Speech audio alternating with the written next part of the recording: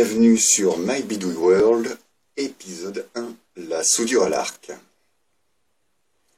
En parcourant internet, j'ai pu voir que certains d'entre vous avaient des difficultés avec ce genre de soudure. Je vais vous faire une petite présentation et une démonstration du fonctionnement d'un poste et des petits trucs nécessaires à réaliser des soudures propres.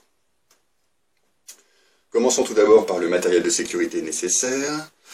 Je vous conseille des gants. De mon côté, j'utilise des gants de manute classiques. Et vous pouvez, pour les plus douillés d'entre vous, vous procurer des gants anti-chaleur, qui sont généralement dans les magasins de bricolage classiques, situés proches des postes à brasure, donc les postes aussi acétylène.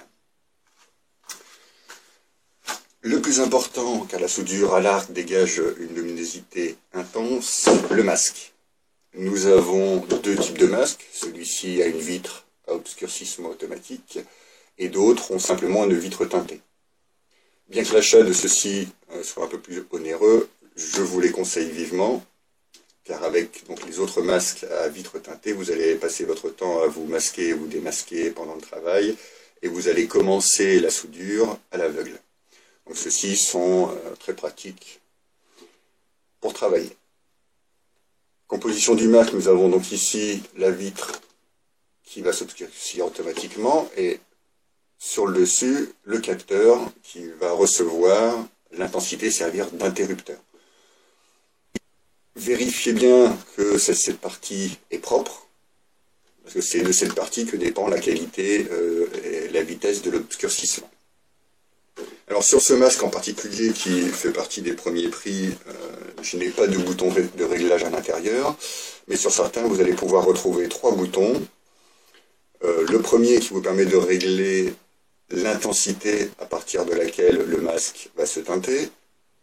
Le deuxième n'est pas toujours disponible sur les masques, mais il permet de régler l'intensité de la teinte de la vitre.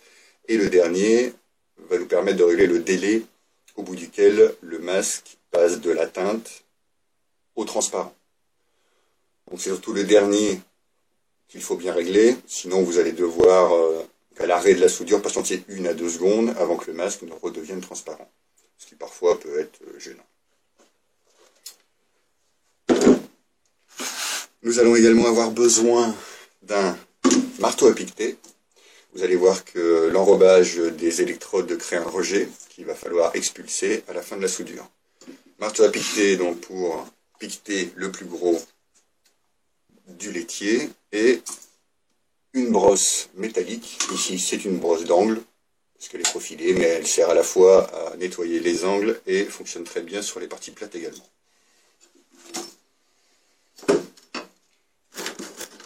Nous avons également des électrodes. Donc vous avez plusieurs types d'électrodes pour assembler différents métaux. Vous allez pouvoir donc assembler de l'acier, de l'aluminium, de l'inox et même de la fonte. Je vous avoue que je n'ai pas encore essayé la fonte, j'ai un petit doute sur la capacité à ressouder de la fonte. Mais si jamais j'effectue un test, je vous ferai un retour d'expérience. Deuxième particularité des électrodes, leur diamètre. Donc le diamètre d'une électrode se choisit par rapport à l'épaisseur du métal qu'on va avoir à assembler. Généralement, vous pouvez trouver sur les boîtes d'achat des références vous donnant l'épaisseur de métal correspondante au diamètre de l'électrode. Et si jamais vous n'avez pas ça, la manière la plus rapide est ici par exemple on a un profilé carré de 25-25 de 2 mm d'épaisseur, et de superposer le diamètre de l'électrode sur l'épaisseur de mon métal. Si le diamètre correspond, c'est que c'est la bonne électrode. S'il est trop inférieur à notre épaisseur, nous allons avoir du mal à faire fusionner les deux parties de métaux de nos pièces. Et s'il est trop important, comme par exemple ici une baguette de 2,5, nous allons complètement traverser la surface et donc créer un trou. D'où l'importance de bien choisir ces électrodes, ça vous évitera pas mal de déboires. Et enfin, le plus important, le poste à souder. Alors je suis muni de mon côté d'un petit inverteur, donc qui permet, d'après ses spécifications, d'utiliser des baguettes de 1,6 à 3,2. Et globalement, pour les travaux courants que nous avons réalisés, c'est amplement suffisant, surtout que celui-ci spécifie que nous pouvons assembler des métaux jusqu'à une épaisseur de 8 mm. Je vous expliquerai après par un petit croquis comment on peut souder des métaux bien plus épais que le diamètre des électrodes qu'on a à disposition. Donc le poste se présente sous cette forme. Nous avons ici deux cosses. La cosse moins est celle à laquelle on raccorde la masse, matérialisée par la pince du poste à souder. Et la cosse plus permet d'y brancher le porte-électrode. Nous avons ensuite généralement deux voyants. Le premier voyant qui est le témoin d'allumage du poste à souder, et le deuxième voyant qui est un voyant de température. Alors si je regarde les spécifications ici de mon poste, je vois que je dois pouvoir normalement souder de 0 à 60 minutes, donc 1 heure non-stop. C'est-à-dire qu'après ce laps de temps, l'appareil va avoir tendance à chauffer et se mettre tout seul en sécurité. Et dans ce cas-là, ce petit voyant de température va s'allumer.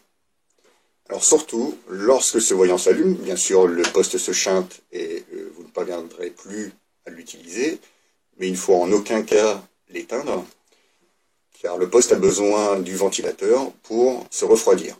Si vous l'éteignez, là vous risquez d'endommager le poste.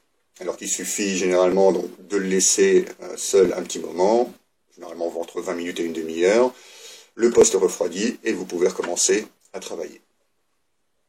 Nous avons également ici une molette, donc qui va, pour ma part, me permettre d'allumer le poste et également de choisir l'intensité délivrée par l'appareil.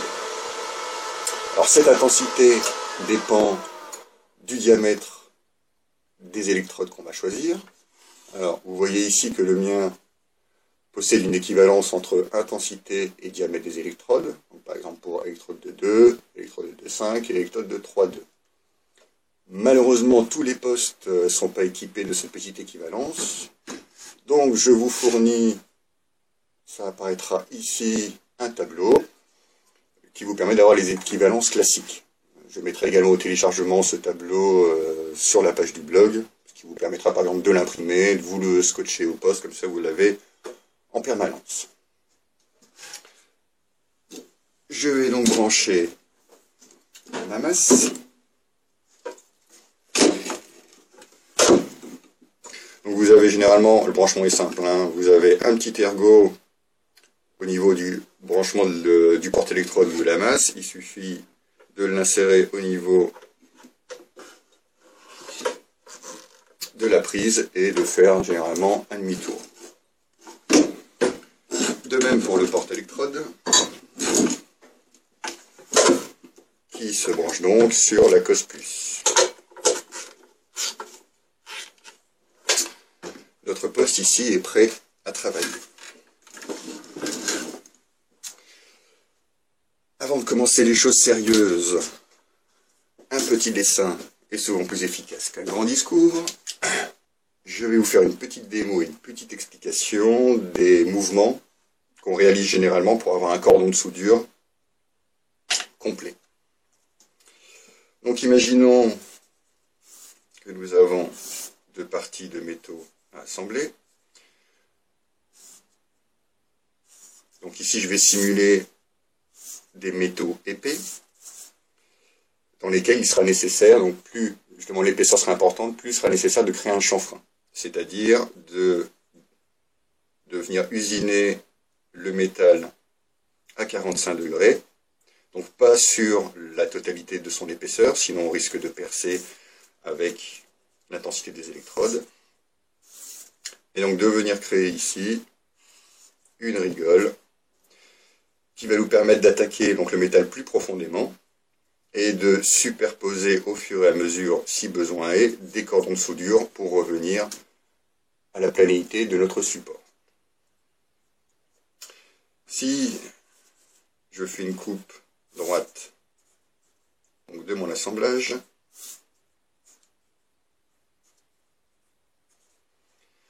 le principe pour réaliser un cordon de soudure va être d'effectuer un mouvement de rotation ou un mouvement de vague. À chacun de choisir le mouvement avec lequel il est le plus à l'aise. Le premier mouvement va consister à réaliser une espèce de ressort avec des cercles qui vont revenir les uns dans les autres, toujours limité par l'épaisseur qu'on veut réaliser pour le cordon, ou réaliser un va-et-vient des vagues, donc toujours le même principe, qui vont repousser la matière au fur et à mesure où elles avancent, ce qui permet d'avoir quelque chose de parfaitement uniforme. Le jeu donc va être de réaliser ce cordon de soudure à l'intérieur de la rigole qu'on a créée, soit directement à la surface du métal si celui-ci est inférieur à 3 mm. On réalise ce genre de chanfrein juste sur les métaux qui sont supérieurs à 3-4 mm. Si c'est inférieur à ça, les baguettes à souder sont tout à fait capables de fusionner le métal jusqu'à quasiment son extrémité opposée. Donc vous le verrez ensuite au niveau de l'application. La baguette donc, est constituée à la fois d'un enrobage extérieur et du métal d'apport qui se trouve à l'intérieur. L'enrobage sert à amener la température nécessaire à la fusion des différentes parties d'acier. Et cet enrobage va créer un rejet, qu'on appelle calamine ou laitier, lorsque la soudure refroidit. Pour éviter donc que ce rejet ne se mette à l'intérieur de la soudure, et que lorsque on nettoie l'ensemble, la soudure parte avec ce rejet, qui vous verrez est très friable, on essaye de respecter à l'avancement de notre électrode un angle ici de 60 degrés. Si nous sommes trop à plat, c'est l'enrobage qui va toucher le métal. Et comme là, on a besoin d'une conduction électrique, la conduction ne se fera pas, car l'enrobage n'est pas conducteur. Ce qui est conducteur, c'est l'intérieur de l'électrode. Donc, trop à plat, ça ne fonctionnera pas. Et si nous soudons trop droit, le danger est que donc, ce fameux rejet, la calamine, se forme devant ce que nous sommes en train de souder. Donc, s'allie ou se glisse en dessous de la soudure et détériore l'aspect global de notre cordon et sa capacité à assembler les deux parties. Voici pour les quelques conseils au niveau de la position. Autre chose, nous allons donc devoir combiner le mouvement choisi, ou le ressort, ou les vagues, avec un mouvement d'avancement, car l'électrode, bien entendu, se consume au fur et à mesure où nous travaillons. Donc, c'est cette combinaison qui est pas toujours aisée à maîtriser au début. Donc, souvent, de toute façon, je conseille d'avoir une pièce martyre. Vous verrez aussi à quoi ça peut servir pour l'amorçage, d'avoir une pièce martyre, et s'entraîner à faire des cordons à plat.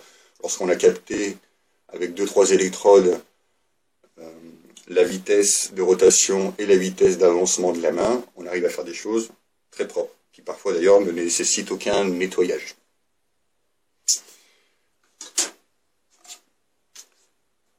Autre conseil, suivant donc la largeur de nos plaques, ou surtout lorsqu'on va travailler des profilés, donc profilé tube, c'est-à-dire que c'est creux au milieu,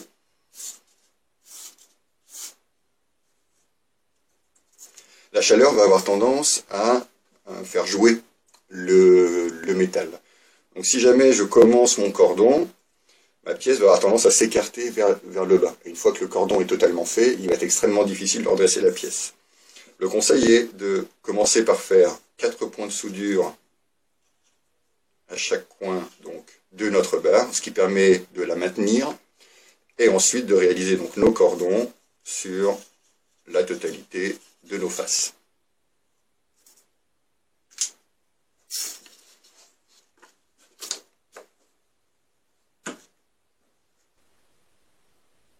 Passons à la démonstration.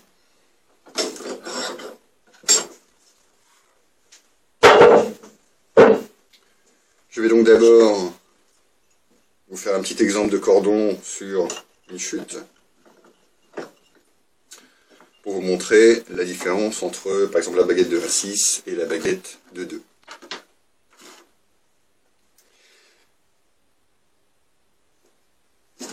Je vais donc brancher ma masse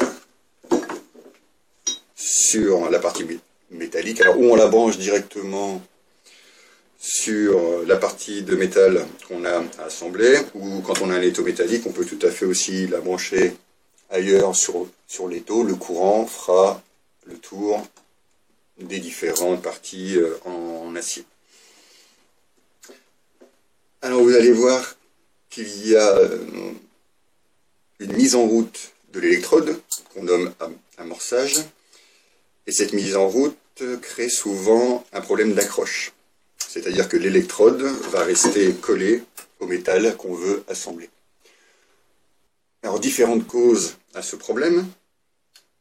Notre métal peut être sale, s'il y a de la graisse dessus, de la rouille ou de la peinture. Ceci empêche le courant de circuler et donc va avoir tendance à coller l'électrode sur la partie métallique. Certains donc réalisent directement l'amorçage en tapotant sur leurs pièces.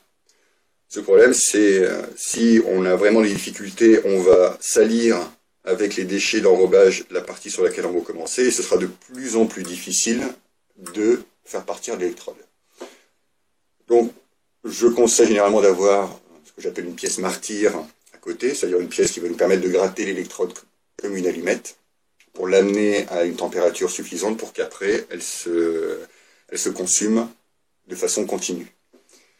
Les nouveaux postes, normalement, ont une technologie anti-collage, c'est-à-dire qu'au départ de l'électrode, ils vont diffuser un petit peu plus d'intensité pour éviter ce système de collage.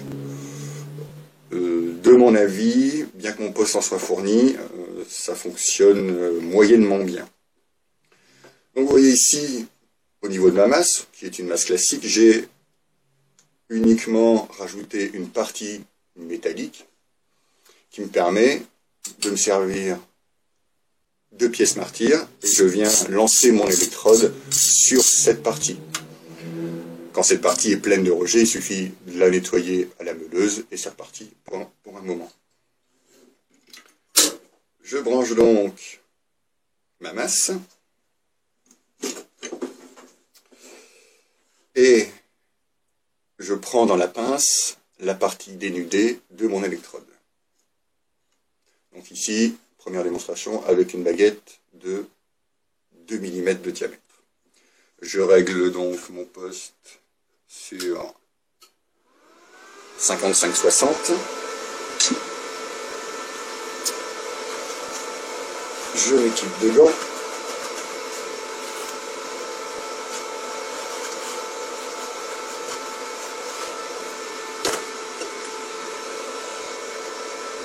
Et je vais placer sur le support du smartphone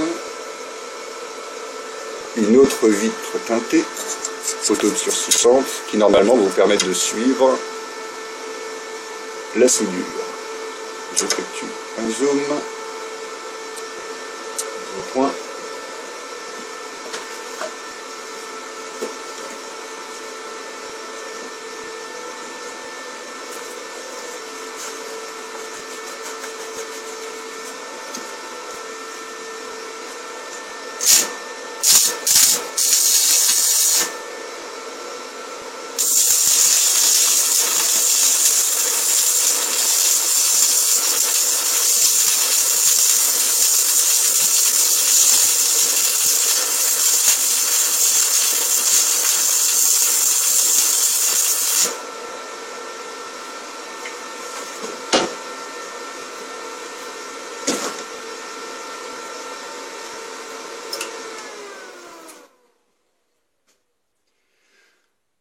Voici donc un cordon de soudure.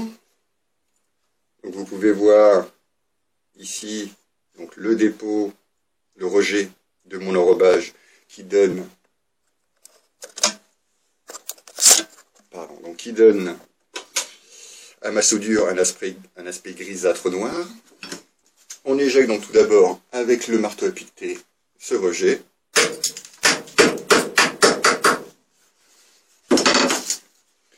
Et nous finissons le nettoyage avec un coup de brosse.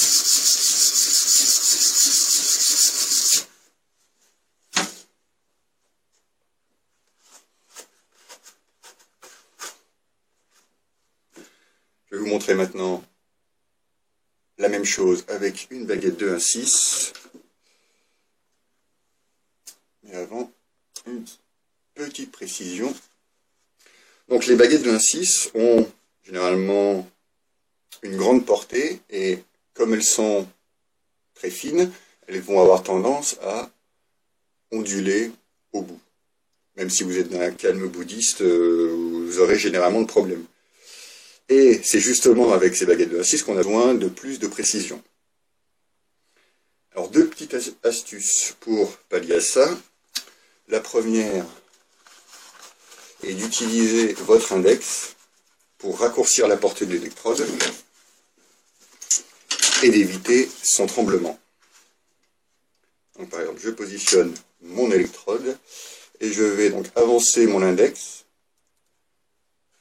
et le poser sur l'électrode pour raccourcir donc sa portée, ce qui me permet d'éviter le tremblement. Cette méthode permet aussi, plutôt que de bouger son bras pour réaliser donc les différents mouvements, ou le mouvement du ressort ou le mouvement de vague, de le réaliser avec le doigt. Donc là je le prononce pour que vous voyez bien, mais ça permet d'être beaucoup plus précis quand on veut donc réaliser ce cordon de loin. Autre méthode, vous pouvez tout à fait sectionner votre électrode en deux.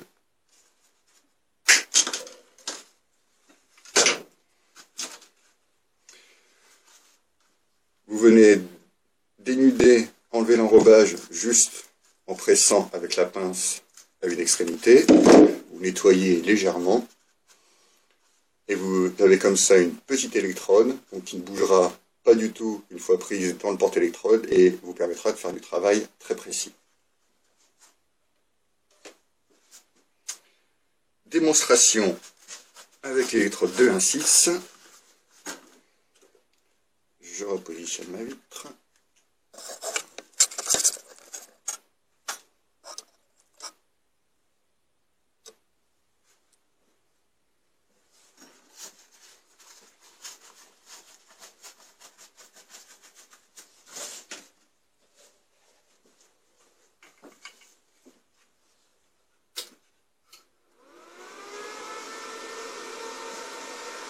Je règle donc le poste ici sur 40-45.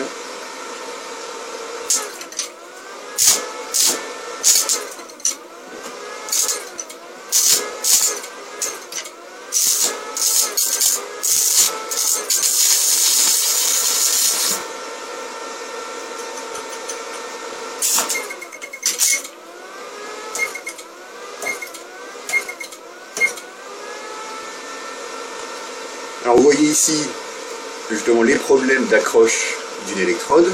Donc là, mes métaux étant parfaitement propres, je manque un peu d'intensité. Donc je vais l'augmenter jusqu'à 50-55.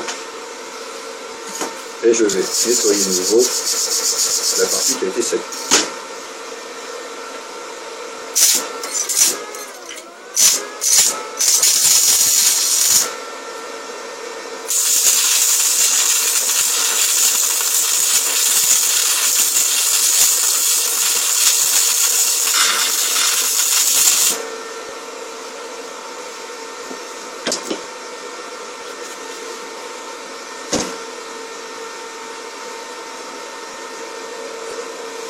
Alors vous voyez ici que bien que la baguette était plus petite, j'ai réussi à percer le métal. Donc ça sûrement par un problème de surintensité par rapport à la baguette choisie. Sinon de la même façon je vais nettoyer ma soudure.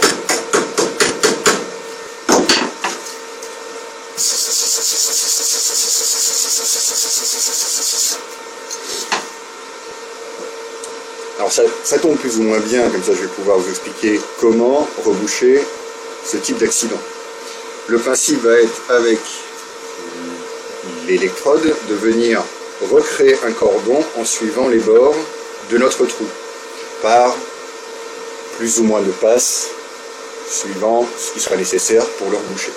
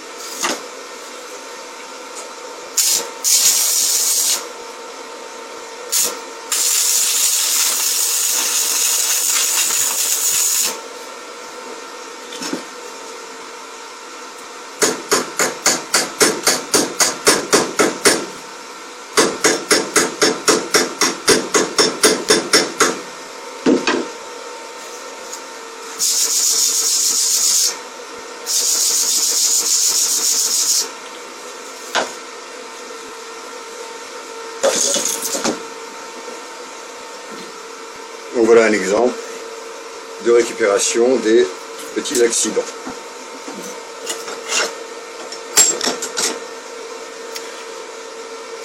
Je vous montre de plus près le résultat.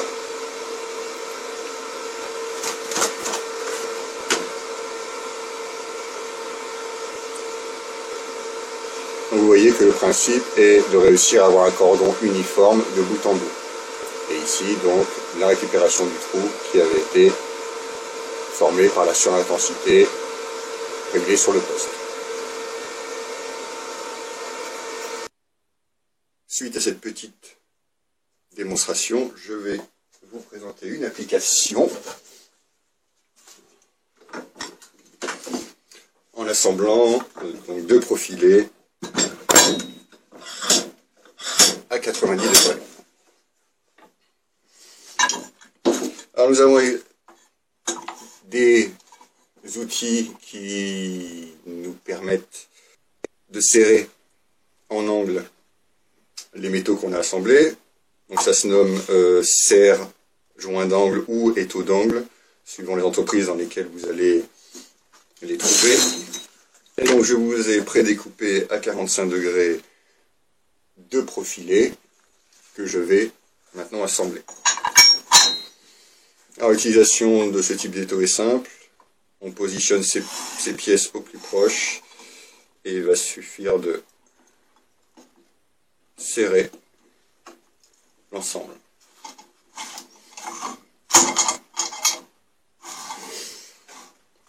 Chose également importante, pour éviter de percer trop facilement vos tubes ou vos barres de métal, il faut que celle-ci soit le plus proche possible. Si vous avez un écart entre les deux parties d'acier, vous allez très vite avoir tendance à le percer. Donc, il faut vraiment qu'on soit le plus proche possible des deux côtés, bien sûr.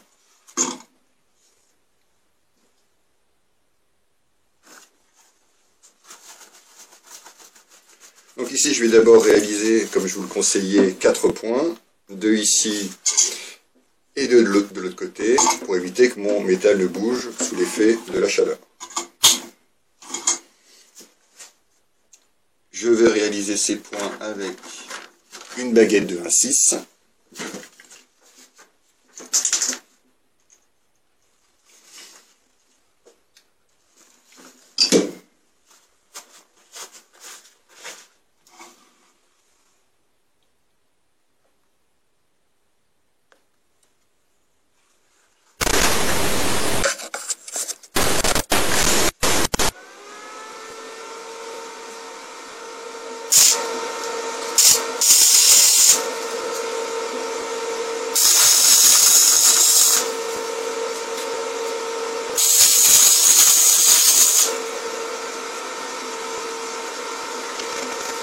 réaliser des points est assez aisé, il suffit de faire 2 tours.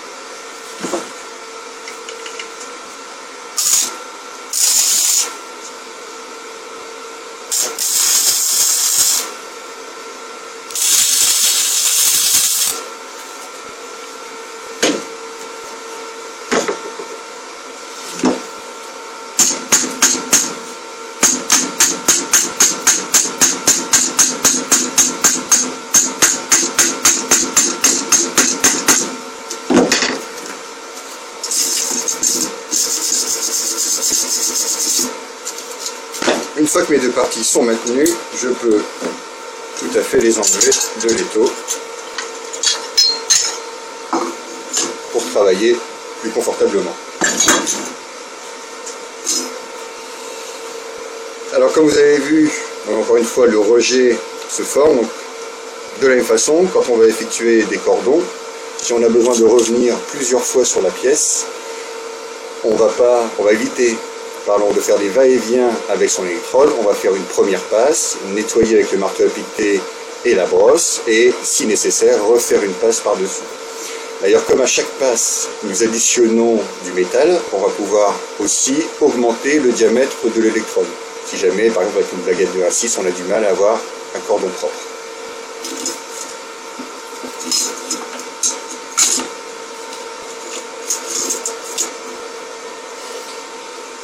Donc je vais faire de ce côté-là un cordon avec la baguette de 1,6 et ferai de l'autre côté un cordon avec la baguette de 2. Et je risque d'ailleurs de percer le métal avec la baguette de 2. Mais ce sera un bon exemple.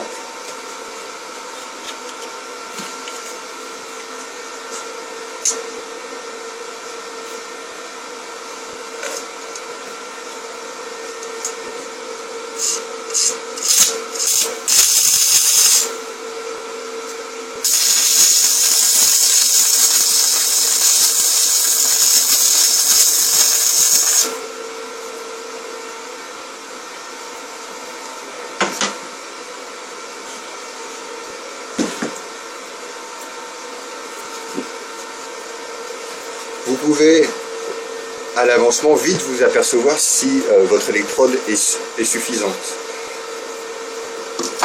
Nous voyons ici que j'ai donc au début un ajout de matière au-dessus de ma surface, alors que plus j'avance, plus je suis au ras donc de mon plan. C'est-à-dire que là, si j'utilise une baguette de 2, je suis quasiment sûr de passer à travers.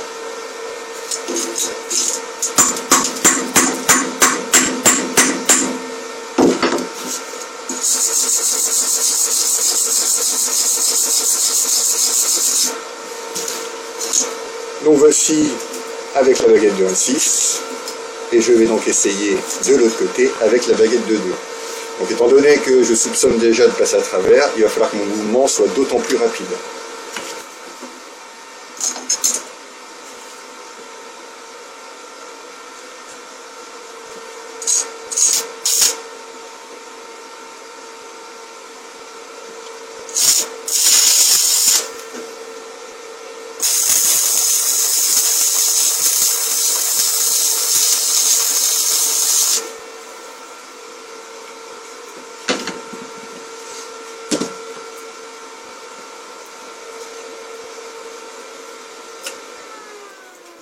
Donc ici j'ai eu de la chance, j'ai avancé assez vite pour éviter de percer ma pièce. Donc nous retrouvons toujours notre dépôt de calamine, partie grisée sur le dessus. Je viens de faire sauter, alors n'hésitez pas à frapper, de toute façon si votre soudure lâche au moment du piquetage avec le marteau, c'est qu'à un moment ou à un autre, elle vous lâche trop.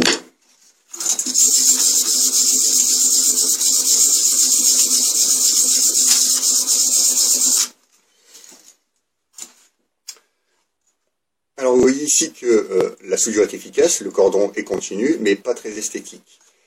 Il est plus facile de faire des cordons propres, où on voit vraiment les vagues créées par le mouvement sur du métal plus épais, 2 mm. Ici, en épaisseur, il faut vraiment aller très vite pour éviter de passer à travers. Alors, si l'esthétique de votre soudure vous convient, vous pouvez la conserver telle qu'elle. Sinon, je vais vous présenter un disque pour les meuleuses, un peu moins dur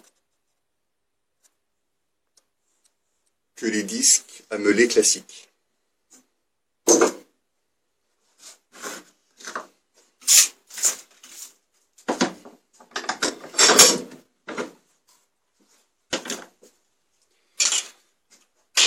Nous avons donc différents disques pour les meuleuses.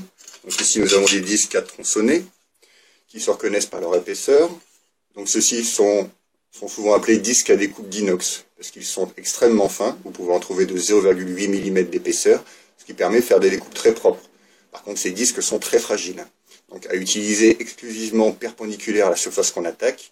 Si jamais vous usez trop un côté, il risque d'éclater pendant le travail. Et ensuite, vous avez toujours des disques à découper, un peu plus épais, ici 1 mm 2, donc qui permettent aussi de découper et légèrement de meuler, mais bon, c'est jamais conseillé de meuler avec des disques à découper, car, comme je vous disais, on les fragilise et ils ont tendance à éclater pendant le travail. Donc j'en ai plus ici, mais vous avez également des disques à meuler, donc beaucoup plus épais, généralement de 6 mm 5 d'épaisseur, et qui eux s'utilisent à plat, ce qui permet normalement de nettoyer la soudure.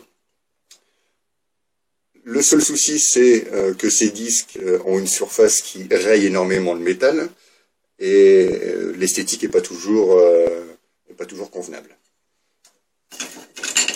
Je vous montre donc ce qu'on appelle un disque à lamelles. Vous les trouvez dans tous les magasins de bricolage. Le principe est donc de superposer tout autour du disque des lamelles de papier abrasif. Donc vous pouvez trouver comme les différents papiers abrasifs, différents grains. Ici donc j'ai un grain de 80, vous pouvez en trouver donc jusqu'à 40 et ça monte jusqu'à 180 si mes souvenirs sont bons. Avec un disque 80, si vous jaugez bien la pression sur votre meuleuse, vous pouvez tout à fait retrouver un métal aspect lisse, presque miroir.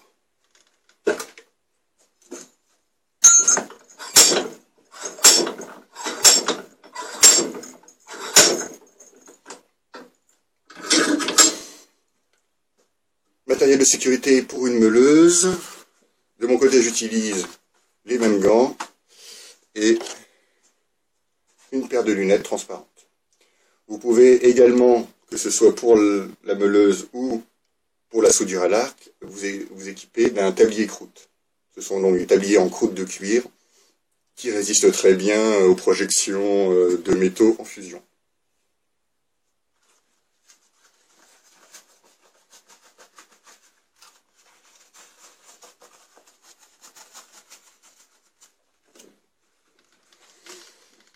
Autre précision au niveau de ce disque. Donc vous voyez que les lamelles sont positionnées et ont un certain angle par rapport à l'horizontale de notre meuleuse. Donc pour travailler bien à plat, il faut essayer de respecter cet angle au niveau de la partie métallique. Donc on va légèrement surélever. Ce qui peut être pratique également, c'est que comme nous avons un cercle, plus nous allons pencher notre meuleuse, plus nous agirons sur une surface restreinte, ce qui permet parfois d'éviter de trop attaquer les bords opposés à notre soudure.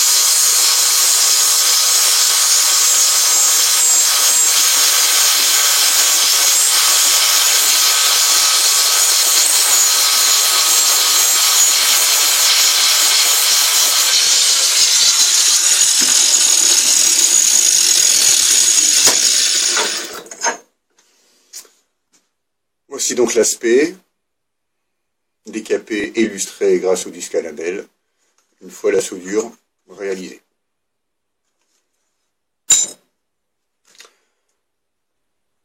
Voilà pour ce tuto sur la soudure à l'arc. J'espère que ces quelques conseils vous aideront. Et n'hésitez pas dans la partie commentaires à me poser des questions si jamais vous avez besoin de précision. Nous nous retrouvons normalement pour l'épisode 2 où je vous présenterai comment thermoformer du plexiglas à la maison avec un décapeur thermique. À la prochaine.